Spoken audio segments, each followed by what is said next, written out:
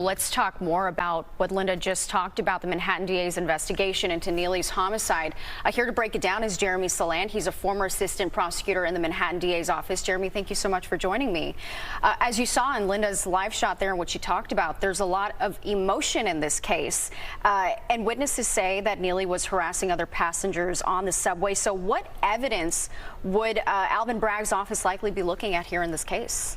Well, to start things off, it's tragic no matter what happens. Anytime someone dies, it's a horrific event, and no one is deserving of death, harassment, or otherwise.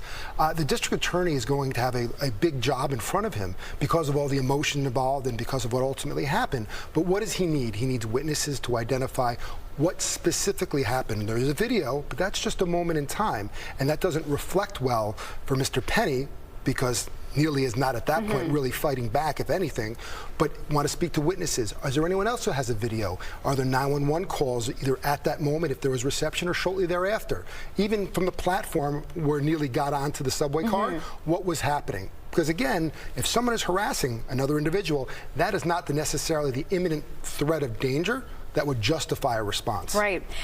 You know, of course, we don't know what will be presented if it goes to the grand jury. It's a secret proceeding. But what could be some of the charges here at play? I would say not murder in the second degree.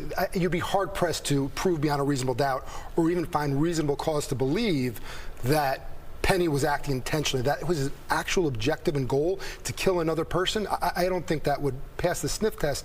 It doesn't mean to sound so cavalier, but that's not what this is about. The real issue is whether or not this is manslaughter in the second degree, something that he was so reckless, or maybe criminally negligent homicide, which are lesser charges. They're not as significant as murders. They are felonies, but they're much less criminal offenses. Do you think we could hear from Penny in all of this? You know, it probably doesn't behoove him to say much. Yeah.